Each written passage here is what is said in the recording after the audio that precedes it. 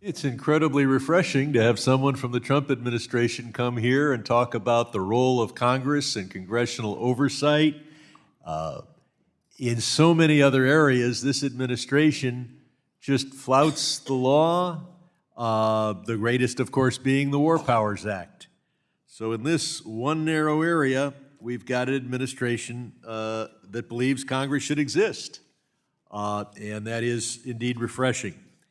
I want to focus on an issue that I think is of concern to both sides of the aisle, and that is these, quote, credit repair agencies. They have a tendency to overwhelm your agency with bot-created complaints by the literally millions. In 2024, your agency announced, of course, under prior administration, that it distributed $1.8 billion to dollars to 4.3 million consumers hurt by credit repair scams. What actions have you taken in your tenure to track down on these companies and also to prevent them from overwhelming your website?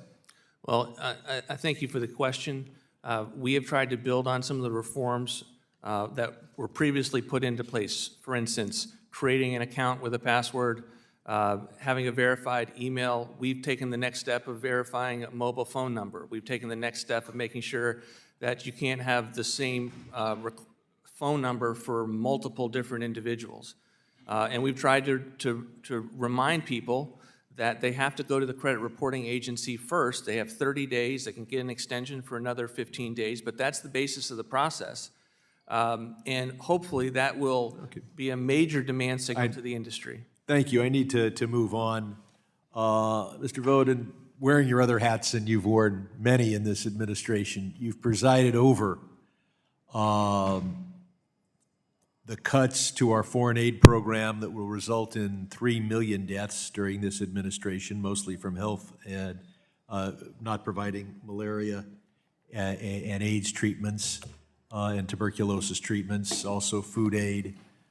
We see a defunding of the Council of Inspectors General on integrity and efficiency, and we've seen illegal cuts where you just freeze the money for Alzheimer's research, women's health, cancer research, et cetera.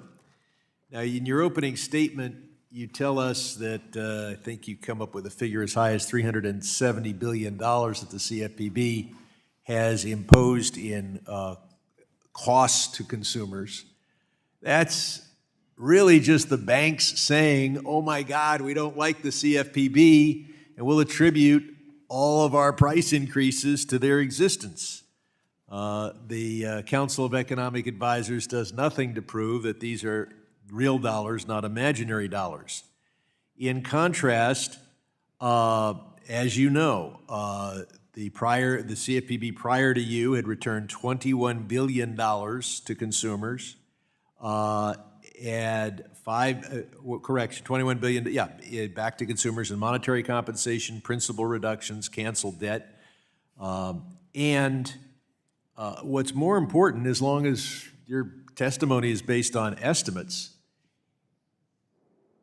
it must be tens or hundreds and hundreds of billions of dollars that the CFPB has saved consumers by deterring fraud, by deterring abusive practices. You know, there were some who wanted to defund the police. They were unsuccessful, but they would point to, well, how much did the police actually recover from the victims of crime? How many wallets were returned? That isn't the issue. If you're going to defund the police, you look at what crimes are prevented and deterred. Now, the only person successful in defunding the police, sir, is you. You've defunded the police that protect us from crime in the suites while railing against crime in the streets. And the fact is, Americans need to be protected from both. You have slashed your agency without any input from Congress.